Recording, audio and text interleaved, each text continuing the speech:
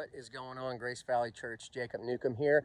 I hope you are doing well today. It is beautiful outside on the Wednesday I'm shooting this, and I hope when you watch it, it's beautiful outside as well. I get to recap one of my favorite parts of the Old Testament, but also one of the saddest parts of the Old Testament. I'm recapping the days March 19th through the 25th, and truly one of the saddest, for me, saddest sections in the Old Testament is the death of Moses. And I'm in Deuteronomy, which is a tough word to say for me. Picking up in verse 4. Then the Lord said to Moses, "This is the land I promised in oath to Abraham, Isaac, and Jacob, when I said, I will give it to your descendants. I have now allowed you to see it with your own eyes, but you will never enter the land." What an amazing and amazingly sad thing to hear from God.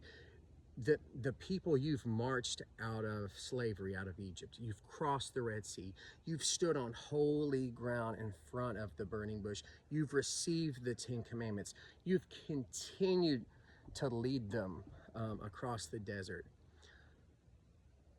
And it's really an example of being all in and trusting in God with everything you have until you don't. And then in the moment that you stop trusting in God and you take things into your own hands, the Bible says, lean not on your own understanding. And Moses, there came a point in Numbers 20 when he leaned on his own understanding, and it was in impatience, in anger. I'm reading from the Chronological Bible right now, but what's better than one Bible? Two Bibles. So I don't have to flip around. Got another Bible over here. And I'm reading from Numbers 20, verse 9.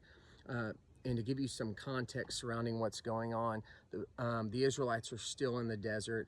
Moses and Aaron are leading them. There's no water, not for the people, for the kids, for the livestock, and they're complaining again to Moses. And Moses has had it up to here, but God says, "Speak to this rock and water will flow from it." And let's see what Moses does.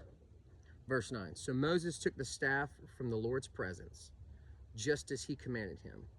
He and Aaron gathered the assembly together in front of the rock. And Moses said to them, "Listen, you rebels. Must we bring you water out of this rock?" Then Moses raised his arm and struck the rock, not once but twice with his staff. Water gushed out, so God still provided for the people in spite of Moses' disobedience. And the community and their livestock drank. But the Lord said to Moses, here's the consequence for not trusting in God, for acting in anger. Here's the consequence for not being all in. Because you did not trust in me enough to honor me as holy in the sight of the Israelites, you will not bring this community into the land I give them. Impatience, anger. Man, anger, I have learned, is such a blinding thing to hold on to. And when you are consistently angry, that turns into bitterness. And that anger and that bitterness towards the Israelites, I believe, blinded him to being obedient to God, not fully trusting in him.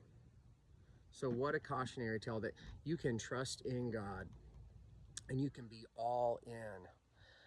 But there comes a day that maybe you question him. Maybe you lean on your own understanding and you don't fully trust in God. Being all in on God, it's a daily choice. It's a daily decision. There is grace when you mess up, but there's also consequences for when you disobey God. So as you're hearing this and as you walk in your week, continue to choose God each and every day. Be all in. See you later.